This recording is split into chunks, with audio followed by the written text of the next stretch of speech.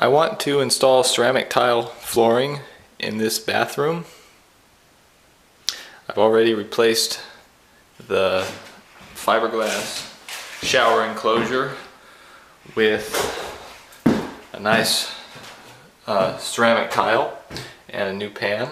I've also replaced the old vanity, and my next step is to finish it up by doing new flooring. I've removed the old linoleum and particle board underlayment, and now I'm down to the plywood subfloor. My next step is to clean this subfloor because we're going to be putting down a bed of thin set mortar, and then on top of that we're going to install 1/4 inch cement backer board. This is similar to what was in the bathroom, a vinyl linoleum with particle board underneath. So if you have this type of flooring system and you want to install ceramic tile, it's necessary to remove the old linoleum and the particle board and get down to the plywood subfloor, and then you work up from there for your ceramic tile. My first step for cleaning this subfloor is to use a scraper and make sure everything's smooth. I have some old thin set mortar that's on here. That's my fault because when I was doing this tile work I spilled some on there. So it's necessary to scrape that all off, and you want to be left with a smooth surface because any bump underneath the cement board that we're going to put down will make a lump, and it'll make an uneven flooring surface, and that causes trouble when you try to install the ceramic tile on top of the cement board. So I'll just go to work scraping this floor. As you're scraping, you also might come across a nail that's up. You can just pound those back in.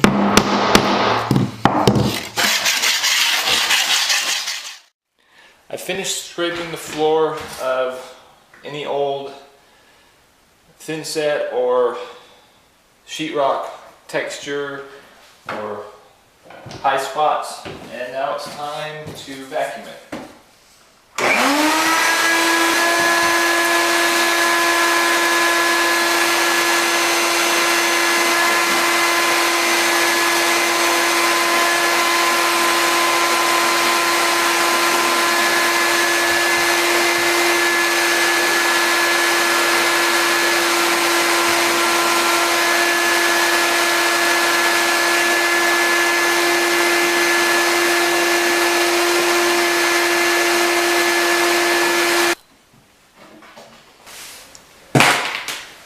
I finished vacuuming the floor, and as a last step to help aid the adhesion of the thin set mortar, I'm going to use a slightly damp rag and wash the floor.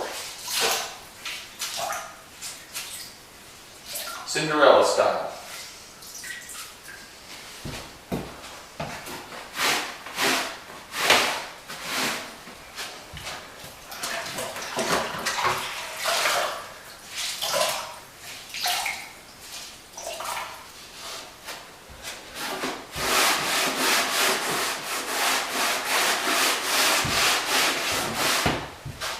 Dirt.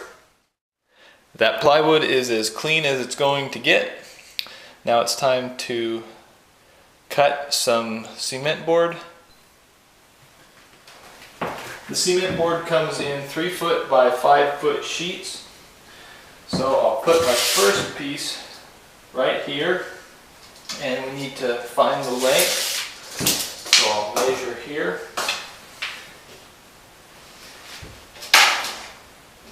And it looks like it is 40 3/4. So I'll start by cutting that length. The recommended method of cutting this cement board is to score it with a knife and break it. So that's how we'll do it. What was that number again? 43 and a quarter? 40 3/4. Okay, so we'll measure that out.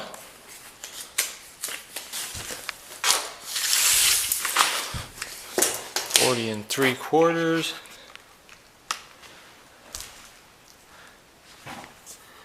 Luck would have it, it's right on this line. So that's where we'll make our cut. I'm using this level as a straight edge while I cut.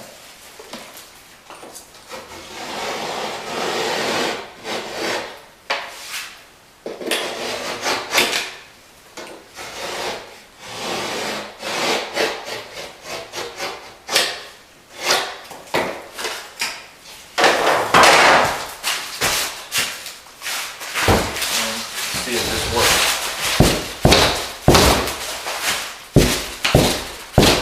Tough stuff.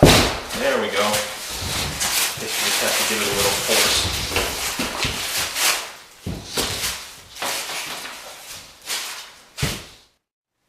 Using my tape measure, pencil, and square, I've marked the 2 notches that need to be cut out to enable this cement board to fit tight against the front of the shower pan. Hold your breath, kids.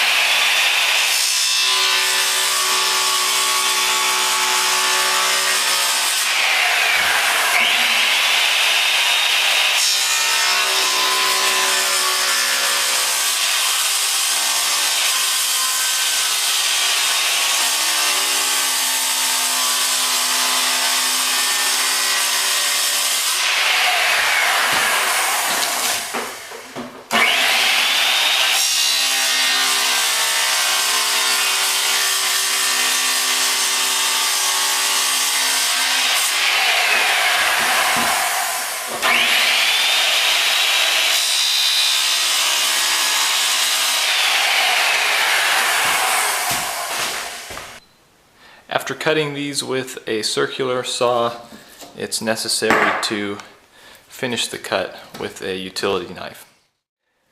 There's the piece of cement board dry fit in place, so now we need to remove it and lay down a bed of thin set mortar. I've mixed up some thin set mortar to a consistency of my liking in this bucket. I'm going to apply it to the floor with a 1/4 inch notch trowel. Now I'm going to spread the mortar on the subfloor with my notch trowel.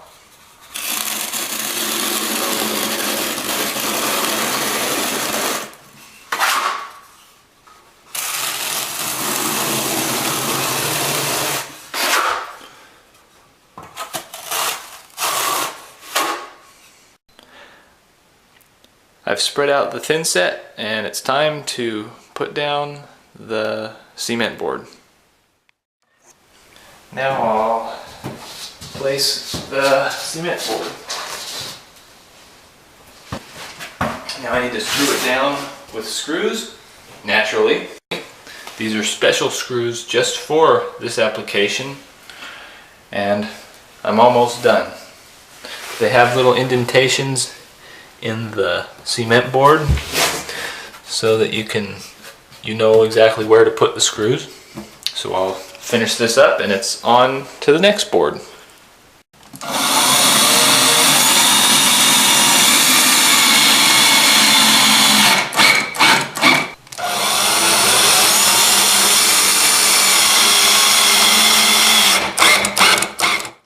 The first piece is installed. Now it's time to measure and cut the second piece. We have a cut for an air conditioning register, a notch for the vanity, and a hole for the toilet.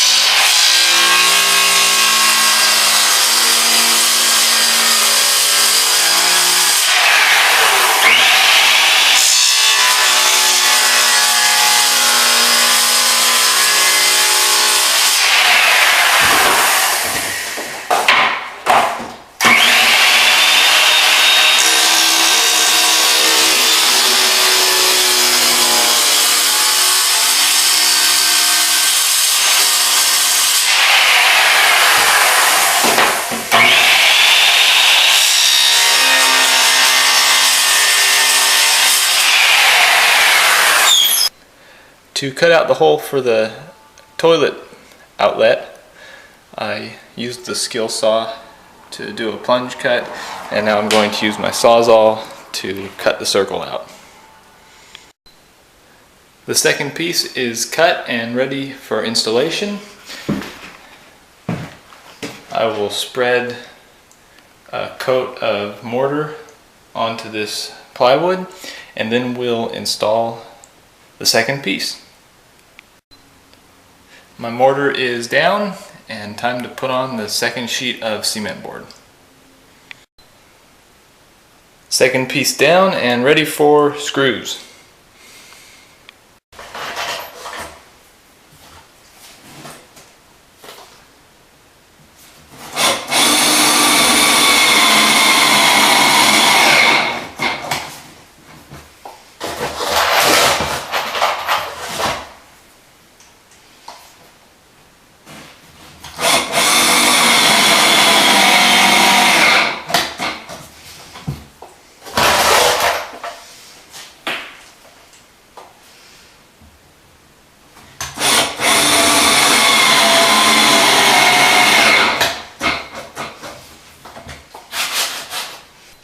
Now it's time to place the third and last piece.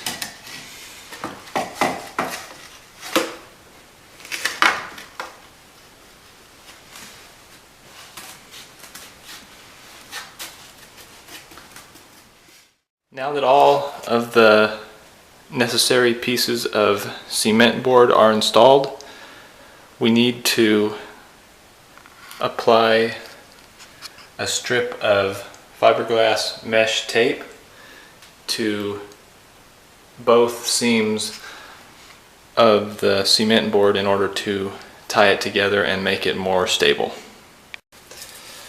I'll start by applying the mesh tape to the seam.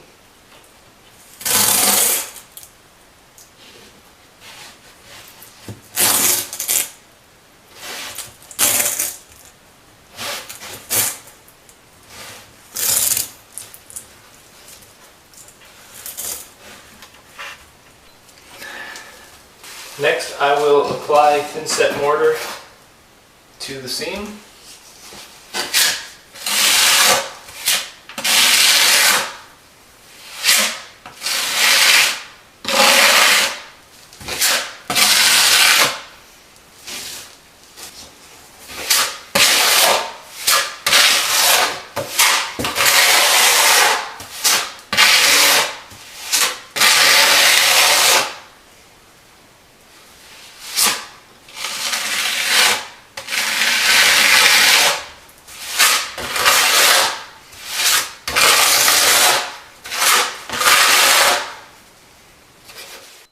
I've now applied mesh tape and mortar to both seams. Now we just need to wait for the thin set to cure overnight, and we'll be ready to install ceramic tile.